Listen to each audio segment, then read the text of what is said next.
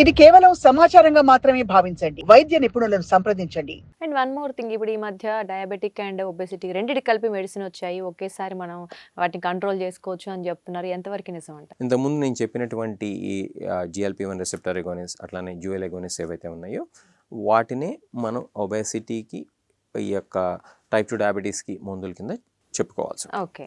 ఇవి సుమారు 2005 నుంచి మార్కెట్లో ఉన్నాయి. కాకపోతే ఈ మధ్య ప్రాచుర్యంలోకి వచ్చినాయి. 2005లో బయటా అనేటువంటి మందు ఫస్ట్ లాంచ్ అయింది. మేము ఇంగ్లాండ్లో ఉన్నప్పుడు అది వాడేవాళ్ళం. తర్వాత మన ఇండియాలో కూడా రిలీజ్ అయింది. ఇది పెద్దగా ప్రాచుర్యంలోకి రాలా, ఎందుకంటే కాస్ట్ ఎక్కువ అప్పట్లో, ప్లస్ దీనివల్ల కొంతమేరకే బరువు తగ్గుతారు. డయాబెటీస్ అయితే కంట్రోల్ అవుతుంది, టైప్ 2 డయాబెటీస్, కానీ కొంతమేరకే బరువు తగ్గుతారు. కానీ వెళ్ళే కొద్దీ ఏంటంటే ఈ మందులను రిఫైన్ చేసుకుంటూ వెళ్ళారు. ఇప్పుడున్నటువంటి మందులు అంటే ఈ లేటెస్ట్గా వచ్చినటువంటి మందులు ఏవైతే ఉన్నాయో, ఏది ఇంతకుముందు నేను చెప్పినటువంటి సెమాగ్లూటైడ్ కావచ్చు, లేకపోతే టెర్జబటైడ్ కావచ్చు, ఇటువంటి మందుల వల్ల ప్రయోజనం ఏంటంటే బరువు అనేది చాలా ఎక్కువగా కోల్పోతారు. సుమారు 15 నుంచి 25% వరకు కూడా సంవత్సరంన్నరలో సుమారు ఓకే బరువు కోల్పోయేటువంటి అవకాశం ఉంటుంది.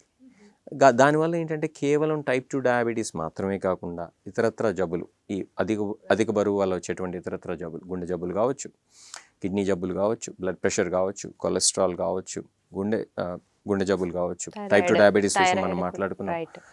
అట్లానే పాలిసిస్టిక్ ఓవేరియన్ సిండ్రోమ్ లాంటి జబ్బులు కావచ్చు, ఫ్యాటీ లివర్ కావచ్చు, అబ్స్ట్రక్టివ్ స్లీప్ యాప్నియా కావచ్చు, పెరిఫరల్ వాస్కులర్ డిసీజ్ కావచ్చు, వీటన్నిటి మీద కూడా ఎంతో కొంత బెనిఫిషియల్ ఎఫెక్ట్ ఉంటుంది. అన్నీ ఒక్కసారి తగ్గిపోతాయని నేను చెప్పట్లేదు. డైరెక్ట్గా ఇండైరెక్ట్గా తప్పకుండా ఈ జబ్బుల మీద సరైనటువంటి ప్రభావం చూపించేటువంటి మందుల విషయంలో ఈ GLP-1 రిసెప్టర్ ఎగోనిస్ట్ అలానే ఈ డ్యూయల్ ఎగోనిస్ట్ ఏవైతే ఉన్నాయో అవి ముందు వరుసలో ఉంటాయి. కొంతమేరకు SGLT2 ఇన్హిబిటర్స్ కూడా వీటి అన్నిటి మీద కూడా ప్రభావం చూపిస్తాయి కొంతమేరకైనా.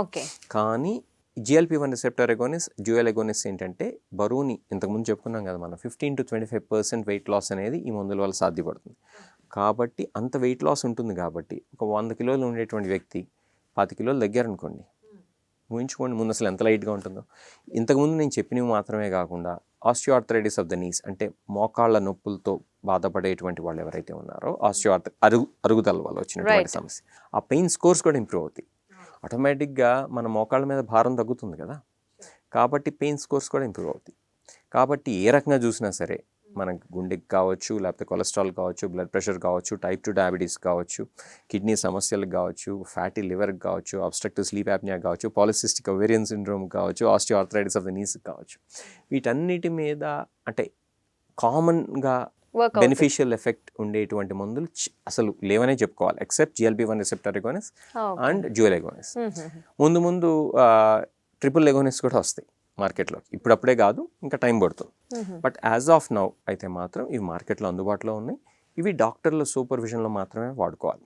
వెళ్ళిపోయి ఏదో వెయిట్ స్లిమ్మింగ్ క్లినిక్స్లోనో లేకపోతే క్వాక్స్ ద్వారానో తీసుకునేటువంటి మందులు కానే కాదు, ఓవర్ ద కౌంటర్ ప్రిస్క్రిప్షన్స్ కానే కాదు. ఎందుకంటే ఇవి కొంతమందిలో వాడకూడదు కూడా, ప్రెగ్నెంట్ ఉమెన్లో, లాక్టేటింగ్ ఉమెన్లో, అట్లానే కంటికి సంబంధించినటువంటి కొన్ని రకాల సమస్యలు ఉండేటువంటి వాళ్ళల్లో, వీళ్ళ ప్యాంక్రియాటైటిస్ ఉండేటువంటి వాళ్ళలో, మెడిల్లరీ థైరాయిడ్ క్యాన్సర్ ఫ్యామిలీ హిస్టరీ కానీ పాస్ట్ మెడికల్ హిస్టరీ కానీ ఉండేటువంటి వాళ్ళలో, అట్లా కొన్ని రకాలైనటువంటి కాంట్రాఇండికేషన్స్ ఉన్నాయి. ఈ కాంట్రాఇండికేషన్స్ని పరిగణలోకి తీసుకుని మనం ఈ మందుల్ని జాగ్రత్తగా గ్రాడ్యువల్గా వాడుకుంటూ ఉండాలి తప్పితే ఏదో టీవీలో విన్నామనో, లేకపోతే ఫ్రెండ్ చెప్పారనో, లేకపోతే రిలేటివ్స్ చెప్పారనో, పేపర్లో చదివామనో, లేకపోతే స్లిమ్మింగ్ క్లినిక్స్ అని చెప్పి క్వాక్స్ రన్ చేస్తున్నారు నాన్ క్వాలిఫైడ్ పీపుల్ ఎవరైతే ఉన్నారో. ఇంకా ఎవరు ఇది అసలు సరిగ్గా ఇవ్వచ్చు ఈ మందులు అని కనుక చూసినట్లయితే ఒబేసిటీ స్పెషలిస్ట్ అని చెప్పి కూడా అందరూ పిలుచుకుంటున్నారు. ఇన్ జనరల్ ఏంటంటే ఒబేసిటీ స్పెషలిస్ట్ అంటే ఎండోక్రినాలజిస్ట్ వస్తారు, దాంట్లోకి బయాటిక్ సర్జన్స్ వస్తారు. వీళ్ళు తప్పితే ఇన్ జనరల్ మేము ఒబేసిటీ స్పెషలిస్ట్ అని చెప్పుకునేటువంటి స్పెషాలిటీ ప్రపంచంలో ఎక్కడా లేదు. వీళ్ళల్లో కూడా ఏంటంటే ఎండోక్రినాలజిస్ట్ ఎవరైనా సరే వాళ్ళు ఒబేసిటీని ఒక స్పెషాలిటీ కింద, హార్మోనల్ ప్రాబ్లం కింద, ఒక మెటబాలిక్ ప్రాబ్లం కింద స్టడీ చేస్తారు. కాబట్టి usually qualified specialist for obesity అంటే ఎండోక్రినాలజిస్ట్.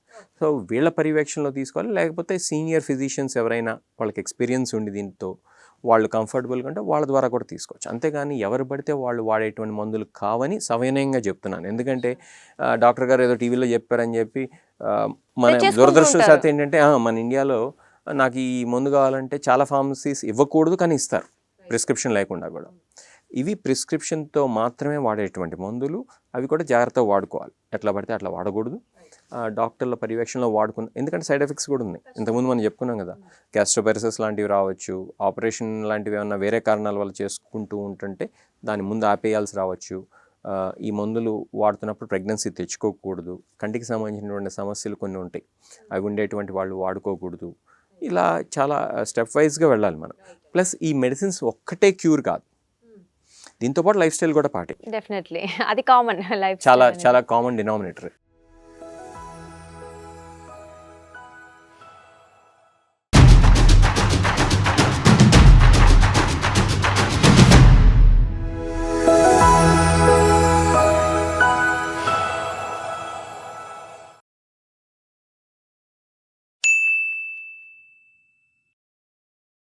సాక్షి టీవీ ప్రసారాలను నిలిపివేయటం చట్టరీత్యా నేరం. సాక్షి టీవీ ప్రసారాల కోసం మీ స్థానిక కేబుల్ ఆపరేటర్ను వెంటనే సంప్రదించండి. DTH లో, ఇంటర్నెట్ లో కూడా సాక్షి టీవీ ప్రసారాలను వీక్షించవచ్చు.